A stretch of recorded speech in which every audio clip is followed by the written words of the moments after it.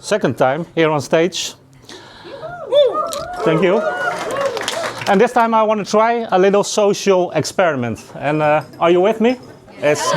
You can stay in your seat, don't worry. All I'm asking you to do is to raise your hand if I mention something that relates to you personally. And it all starts with maybe someday. Easy, right? And we all know that feeling, I think. But let's see. Maybe someday I'll try to play an instrument. Maybe someday I'll try skydiving. Maybe someday I'll write a book. Maybe someday I'll finally fit in. And maybe someday I'll share a story, I'll tell a story here at Mezrab. Okay, thank you.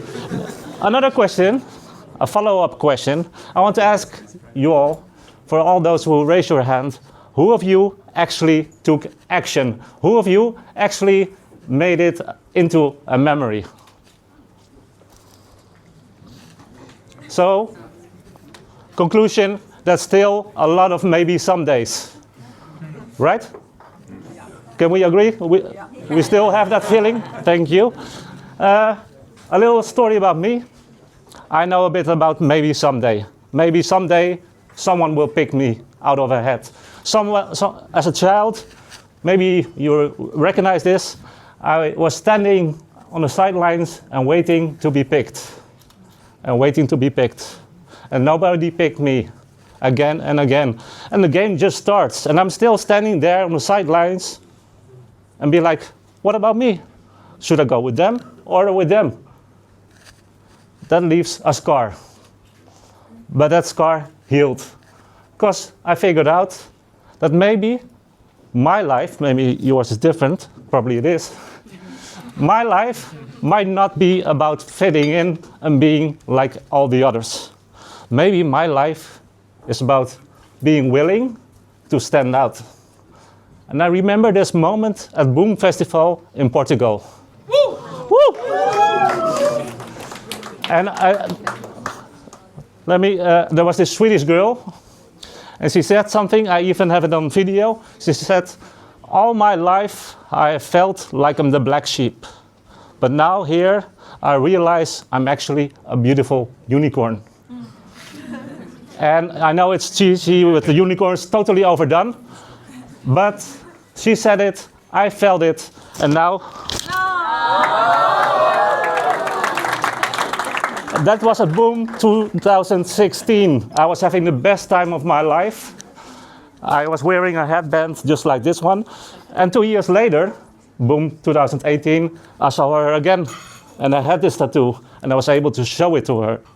And that's just one of many stories I can tell you about Boom Festival. And festivals like Boom, Fusion Festival in Germany, some of my friends just just came back, I didn't join. Another tattoo here. They really have the power to change your life. At least that's what they did for me. And I learned that I'm able to love myself, able to forgive myself for all the mistakes that I made in the past and that I will continue to make in the future.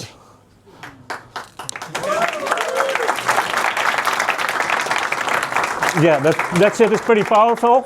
And I felt like maybe there's still other people on the sidelines waiting to be invited onto the playing field. And maybe it's my job now to invite those people in, to say yes to themselves and yes to the adventure called life. So that's my mission. And actually, I didn't write a book about it. I did start writing books, never finished. But I did finish this. And this is a deck of cards with a little guidebook inside it too. And in it are missions, 52 missions that will help people discover their own stories along the way. And that's an idea that started at festivals like Boom. And I I just walked into this place tonight, and what's your name again? Adam. Adam.